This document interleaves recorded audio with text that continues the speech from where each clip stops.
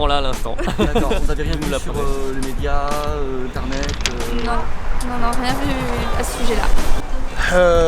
Alors écoute, c'est la première fois qu'on sort de journée, donc non. Non, pas du tout. Ok, aujourd'hui c'est la journée internationale pour le droit à l'avortement. D'accord. Est-ce que vous le saviez? Non. Pas du tout. Pas du tout. Ok. Alors est-ce qu'aujourd'hui, tu es au courant qu'aujourd'hui c'était la journée internationale pour la lutte et le droit de l'avortement? Non, pas du tout. Toi, comme femme, comment tu te sens à propos de ce sujet, enfin de ce droit, que peut-être pour toi c'est moins un droit Bah, c'est un droit en tant que femme, hein. C'était interdit, on le faisait quand même. Et puis, on le souhaite pas forcément. Hein. Depuis l'arrière des temps à aujourd'hui, on nous force à avoir des rapports. Les mœurs sont peut-être changées, mais les faits sont toujours là. Donc, heureusement qu'on peut avorter et qu'on trouvera toujours une forme d'avorter si on ne le veut pas. Est-ce que vous vous sentez concerné plus ou moins par ce sujet? Oui, évidemment. Déjà en tant que femme. Ouais. Et puis je pense que c'est un droit qu'on n'a pas encore acquis, donc puisqu'on en reparle encore assez régulièrement de ce sujet-là. Donc, oui. D'accord. Moi je pense ouais. Non, je pense que c'est de plus en plus remis en question et peut-être de moins en moins accepté. Mais pour quelle raison Déjà on voit qu'au niveau des conditions de la femme, il y a beaucoup de choses sur lesquelles on va régresser, donc avec tout ce qui se passe en ce moment, et je sais pas les raisons pour lesquelles c'est remis en question, mais on perd du terrain quand même. Et en tant que femme, si ce droit serait retiré, comment Moi je serais pas d'accord. Non, on manifeste pour ça et il est hors de question qu'on perde ce genre d'acquis. C'est pour une société, c'est quand même assez significatif de régresser sur ce genre de choses, donc non, c'est pas possible. Je suis d'accord. Je trouve incompréhensible de donner, de demander que ce soit des hommes des lois, des hommes qui peuvent décider sur les corps d'une femme. Ils ne savent pas ce que c'est. Et il y a des femmes qui se font violer, par exemple, et ils n'ont pas le droit à avorter. Moi, je viens de Colombie. Colombie, c'est un pays où l'avortement n'est pas légal. Et il y a beaucoup de problèmes, avec des viols et des femmes qui n'ont pas d'argent. Le chômage n'existe pas, RSA non plus. Il y a beaucoup d'enfants dans la rue qui sont drogadicts, qui finissent par voler, par faire plein de choses. Parce que cette femme, ils ne peuvent pas avorter.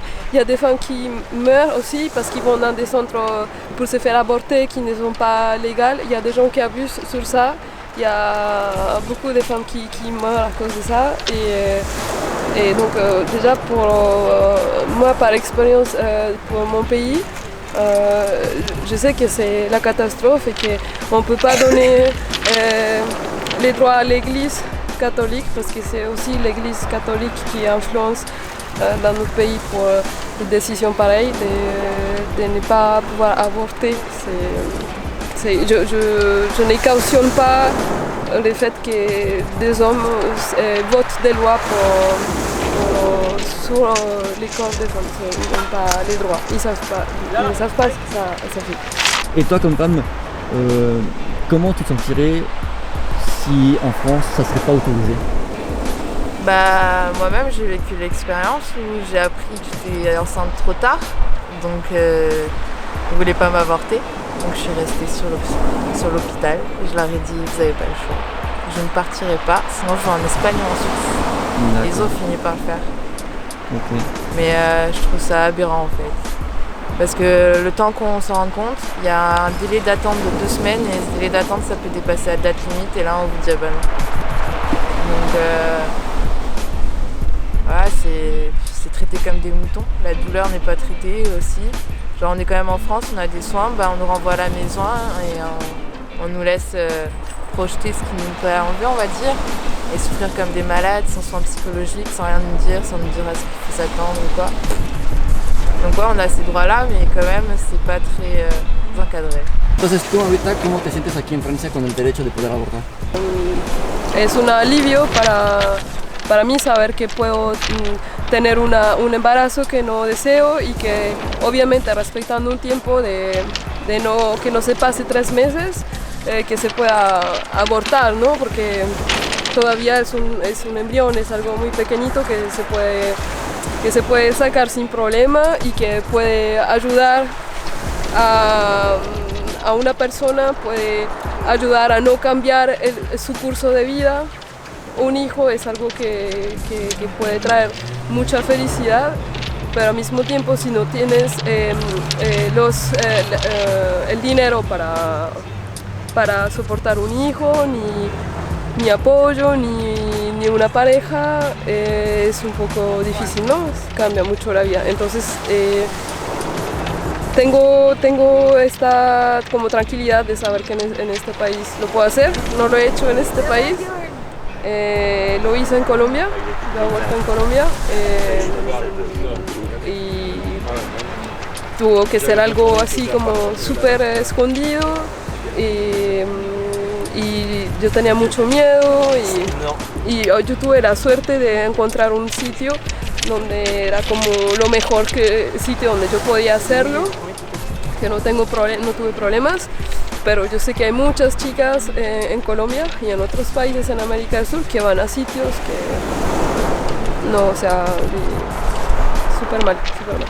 Et ce soir, nous allons parler du droit à l'avortement. Donc, j'ai avec moi le planning familial et le CIDF. Vous allez pouvoir les interroger à la fin du film, mais ils vont vous dire quelques mots tout de suite.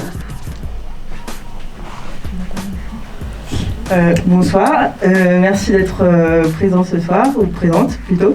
On va vous laisser regarder le film et ce film est vraiment précieux. On l'avait accueilli avec le planning familial à Cannes, à Cannes 2018 et Amnesty nous fait le plaisir de nous inviter ce soir. C'est vraiment un film utile dans le sens où il nous rappelle la fragilité des droits qu'on a acquis ici et la fragilité des droits qui sont, on espère, à venir ailleurs. Donc je vous souhaite un bon film et on en parlera après si vous voulez.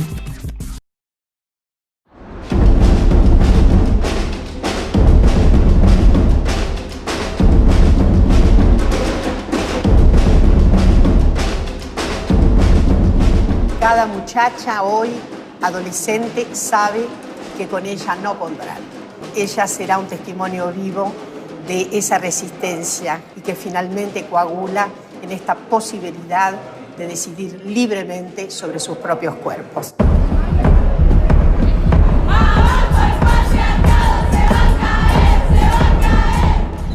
Yo siempre digo, uno no es que se levanta un día y dice, ay, bueno, hoy está lindo, me voy a hacer un aborto, no, es el momento de que recuperemos ese control sobre nuestro propio cuerpo y que sea en libertad. ¡Aborto legal ya! ¡Aborto legal ya! La legalización del aborto, esta es una ley que se gana en la calle. A las mujeres en sus casas, a nuestras madres y a nuestras hijas. Que el aborto sea legal, seguro y gratuito. Que sea ley. Sea ley. Sea ley. Sea ley. Que sea ley.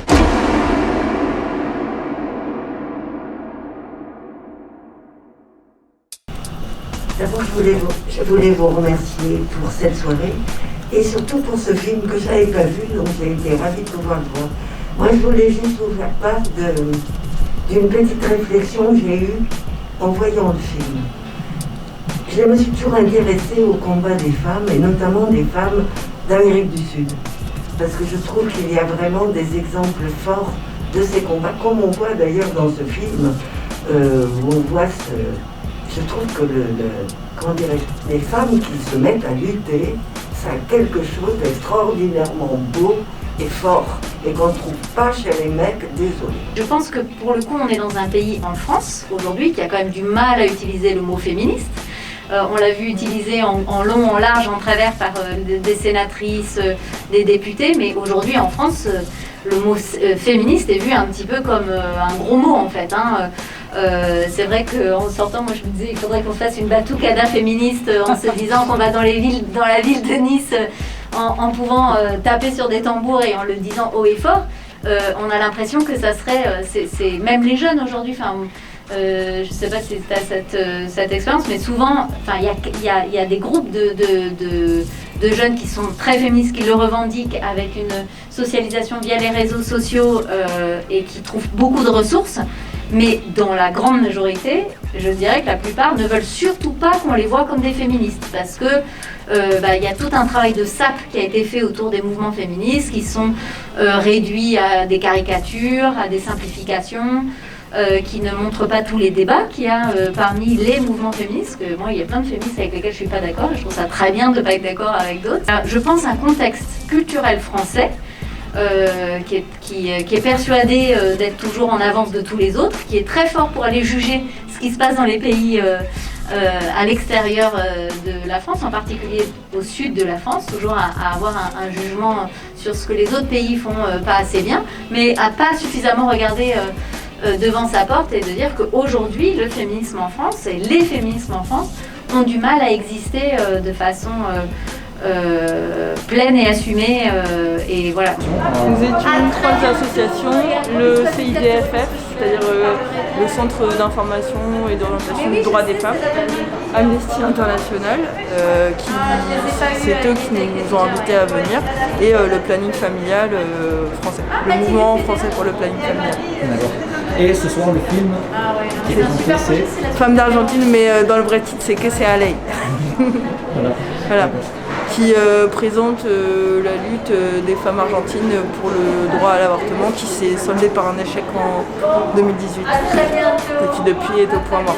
Voilà. En fait, l'avortement, c'est pas une contraception. L'avortement, c'est ce qui arrive quand on se retrouve enceinte, qu'un enfant n'est pas désiré. En enfant, c'est le dernier recours pour ne pas être. Nous, on n'est pas pour on ne crie pas sur tous les toits qu'on est pour l'avortement, on est pour le choix. Le choix d'avoir un enfant ou pas, de le garder ou pas, d'avoir une grossesse désirée ou pas. Et c'est ça, on est pour le choix des femmes, on est pour que les femmes décident elles-mêmes de leur sort. Pas qu'un État lui dise non, tu n'as pas le droit, ou qu'un mari lui dise non, ou un compagnon lui dise non, tu n'as pas le droit. On est pour le choix. Et ça reste encore quelque chose de culturellement encore pas complètement intégré en France, puisqu'on a beaucoup de violences sexuelles, d'inégalités ici. Donc on n'est pas dans un contexte, on est privilégié par le droit, mais on n'est pas dans un contexte culturel, social privilégié encore. Il y a encore beaucoup de travail. D'accord. Et du coup, ici en France, quelles sont les mesures qui ont été prises justement pour éviter... Alors ici, l'avortement est légalisé depuis 1975 avec la loi Veil.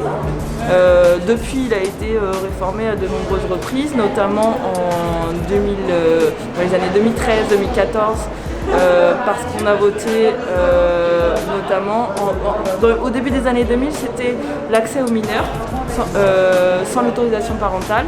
C'est-à-dire qu'aujourd'hui, il faut être accompagné d'un majeur, mais il ne faut plus avoir ses parents, l'autorisation de ses parents. Les années 2000, c'était la gratuité. Aujourd'hui, c'est complètement gratuit. Enfin, en tout cas, c'est la théorie. C'est toujours pas complètement vrai. Et il y avait auparavant un délai de réflexion d'1 semaine qui a été enlevé. Voilà. Et il y a encore beaucoup de choses à conquérir aujourd'hui, tant pour l'accès que pour améliorer les mesures qui existent. Voilà. Du coup, ça veut dire que l'accès au droit d'avortement, il est en danger encore Alors, il y a ce qu'on appelle le délit d'entrave à l'IVG. Donc, il est interdit d'interdire l'IVG, il est interdit de dire des fausses choses sur l'IVG. Ça reste quelque chose qui, dans l'accès, quelquefois, est entravé, notamment parce qu'il y a un délit numérique d'entrave à l'IVG. Vous trouvez assez facilement des fausses informations à ce sujet-là. Vous avez des pages Facebook comme ivg.net qui vous présentent des fausses informations, qui vous présentent le terme ici de la loi, c'est 14 semaines d'aménorrhée, vous pouvez avorter jusqu'à 12 semaines en fait.